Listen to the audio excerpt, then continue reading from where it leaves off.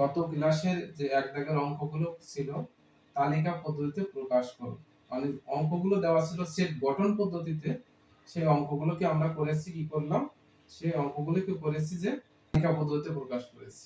আজকে দেওয়া আছে আমাদের কিসে, তালিকা পদ্ধতিতে দেওয়া আছে।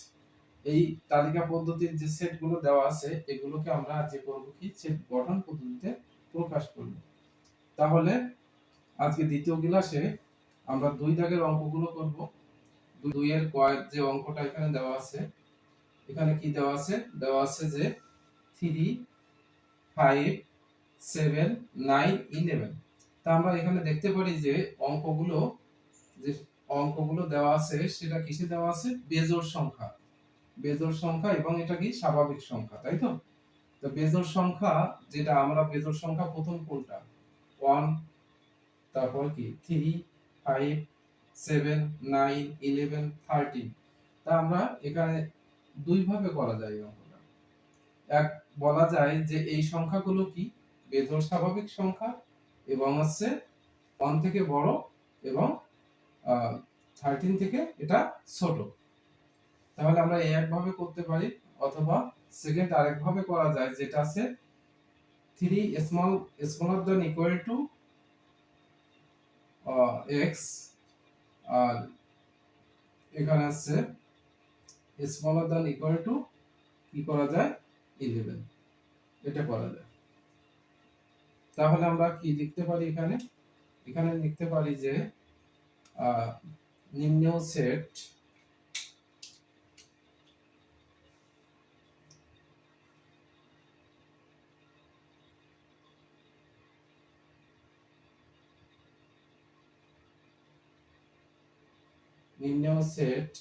কি লেখা যাবে, x belongs to n, x belongs to n। এটা লিখলাম কেন, কারণ আমার এই সংখ্যাগুলো ছিল কি ছিল, এগুলো সকল সংখ্যাগুলো ছিল হচ্ছে স্বাভাবিক সংখ্যা, তাই তো।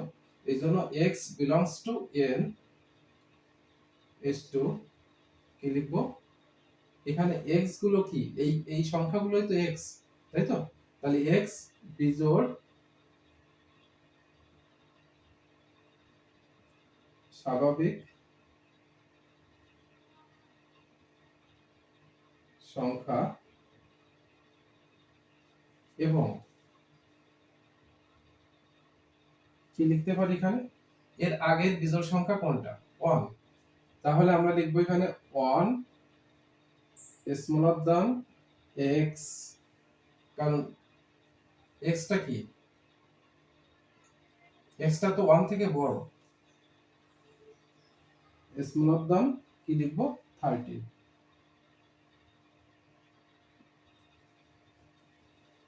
তাহলে 1 টা x থেকে ছোট আর 13 থেকে x ছোট, 13 থেকে x ছোট এবং 1 থেকে x টা বড় এখানে, তাই তো। এই একভাবে আমরা করতে পারি।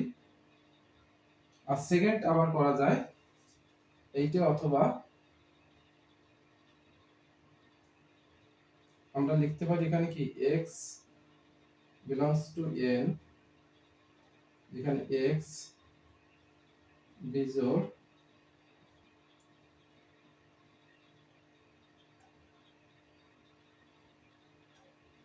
স্বাভাবিক সংখ্যা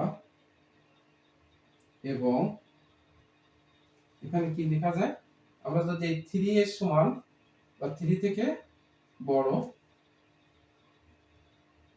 3 smaller than equal to x smaller than equal to কি লেখা যায় 11, তাই তো। অর্থাৎ 3 এর সমান বা 3 থেকে বড় এবং 11 এর সমান বা 11 থেকে ছোট,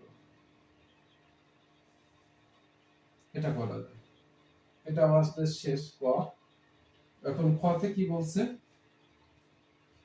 গ দাগের অঙ্কটা কি আমরা দেখে, আগের যে অঙ্কগুলো যে দেওয়া আছে 1 2 3 4 6 9 12 18 36, তাই তো। এই অঙ্কগুলো কি হতে পারে, আমরা কতে করেছি যে একে করেছি, একে কি করলাম, একে 36 এর গুণনীয়কটা বের করছিলাম, তাই তো? তো 36 এর গুণনীয়কটা আমরা কিভাবে করছিলাম? 36 এর যে গুণনীয়কটা আমরা করছিলাম, 36 দিছিলাম, তাহলে 1 into 1 into 36, 2 into 18, 3 into 12, 4 into 9, 6 into 6। তাহলে এখান থেকে আমরা দেখতে পারি কি 36 এর গুণনীয়ক এগুলো, তাই তো? 1 2 3 4 6 9 12 18 36। তো এখানে যে সংখ্যাগুলো, এই সংখ্যাগুলোই দেওয়া আছে, তাই তো? তাহলে আমরা এখানে কি লিখতে পারি? অতএব নির্ণেয় সেট, কি লিখবো এখানে, যে এগুলো সব তো স্বাভাবিক সংখ্যা, তাই তো? তাহলে আমরা লিখতে পারি x belongs to n, এবং x কমা কি লেখা যায়, x কমা 36 এর গুণনীয়ক,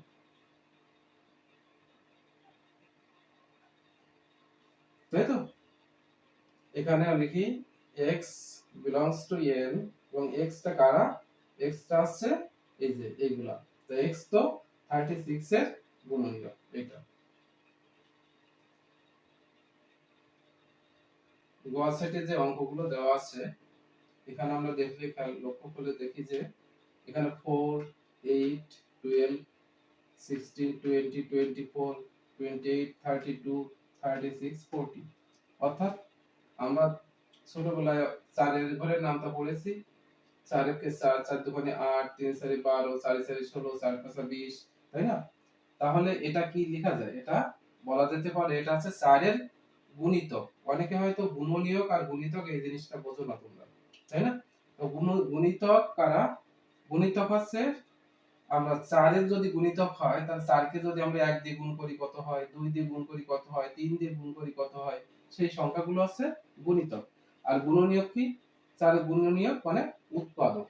তাহলে আমরা দেখো এখানে 4 কে যদি আমরা 1 দিয়ে গুণ করি তাহলে কত হচ্ছে, এখানে 4 কে 1 দ্বারা গুণ করি, দেখি আমরা এখানে 4 গুণ যদি 1 দিই তাহলে কত 4 হয়, 4 গুণ যদি 2 দিই তাহলে কত 8 হয়, 4 গুণ যদি 3 দিই তাহলে কত হয় 12 হয়, তাই তো? এরকম করে হচ্ছে। তো এখানে 4 গুণ, মনে করো যে 4 গুণ 10 মানে কি 40, এই 40 পর্যন্ত এখানে দেওয়া আছে। আমি 4 গুণ যদি 11 দিতাম তাহলে কত হতো, 44 হতো, তাই তো? 44 হচ্ছে। তো আমাদের এখানে আছে 40 পর্যন্ত, এটা খেয়াল করতে হবে। তাহলে আমরা বলতে পারি যে x টা কি স্বাভাবিক সংখ্যার একটা উপাদান, এবং এটা 4 এর কি গুণিতক, যেটা 40 পর্যন্ত, তাই তো? তা এখানে একটা জিনিস লেখা যায় যে প্রদত্ত সেটের উপাদানগুলো, কি লেখা যাচ্ছে এখানে, এখানে লেখা যায় যে প্রদত্ত সেটের উপাদানগুলো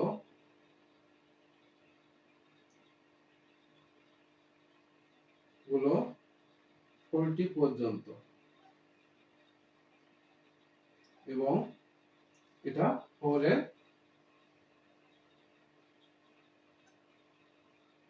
গুণিতক। তাহলে আমরা কি লিখবো, যে নির্ণেয় সেট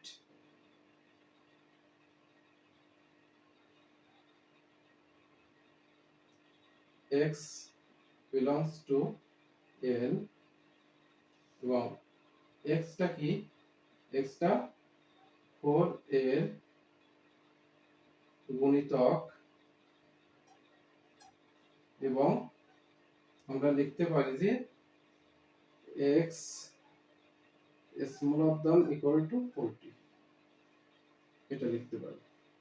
আমরা এখানে smaller than equal to লিখলাম কেন, কারণ equal to লিখছি 40 এখানে আছে এই কারণে, আর 40 থেকে ছোট এখানে, এই কারণে smaller than equal to x লিখলাম। এখানে দেওয়া আছে দেখো যে এখানে যে সেটটা দেওয়া আছে ঘতে, সেটের ভিতরে দেখো প্লাস মাইনাস আছে অঙ্কগুলোর সঙ্গে। এখানে plus minus 4 plus minus 5 plus minus 6।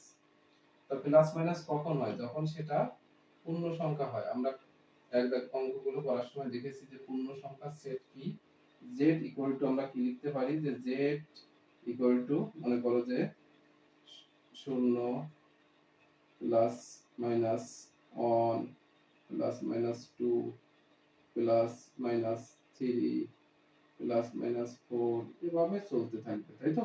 তো প্লাসও শূন্য সহ প্লাস এবং মাইনাস সকল সংখ্যাই পূর্ণ সংখ্যার অন্তর্গত। তাহলে আমরা এখানে কি লিখতে পারি? এখানে লিখতে পারি একটা জিনিস আমাদের খেয়াল করতে হবে, যদি আমরা এটাকে বর্গ করি, এই যে ছোট সংখ্যাকে দেওয়া আছে তা কত হয় সেটা আমাদের একটু দেখে নিতে হবে। 4 এর স্কয়ার করলে কত হবে? 16। আর একটা জিনিস দেখতে হবে যে ঘন করলে কত হয়।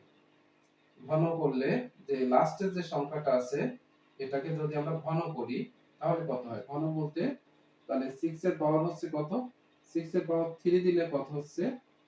এখানে আছে 6 গুণ 6 গুণ 6 অর্থাৎ 36 গুণ 6 অর্থাৎ 36 6 3 18 19 21 216, তাই তো? এই তাহলে আমরা এখানে লিখতে পারি যে নির্ণেয় সেট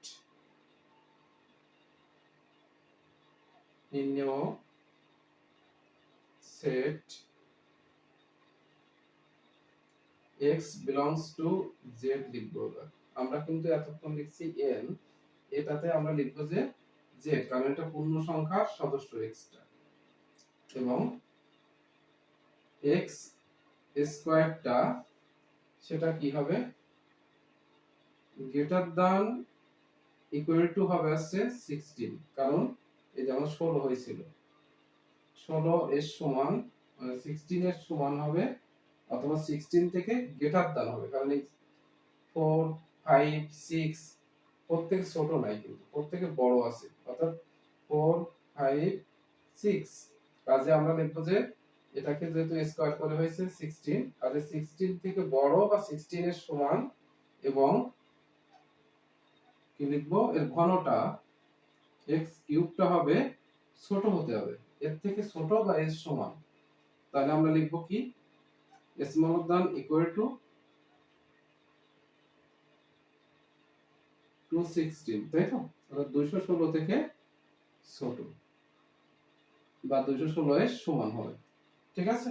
এটা একটু কঠিন মনে হতে পারে, কিন্তু আমাদের দেখতে হবে যে এটাকে আমরা বর্গ করব, এটাকে আমরা ঘন করব। তাহলে এখানে আমরা কি দেখব যে দেখব যে এটা বর্গ করলে কত হচ্ছে? 16 হচ্ছে, আর এটাকে ঘন করলে হচ্ছে 216 হচ্ছে। তাহলে আমরা লিখব যে স্কয়ারটা কি হবে? স্কয়ারটা হবে 16 এর সমান বা 16 থেকে গ্রেটার দ্যান, এবং এই যে কিউব করলে হবে কি সেটা 260, 216 থেকে 216 এর ছোট হবে বা 216 এর সমান হবে। তাহলে আমরা দৈর্ঘ্যের দাগের অঙ্কগুলো করে ফেললাম।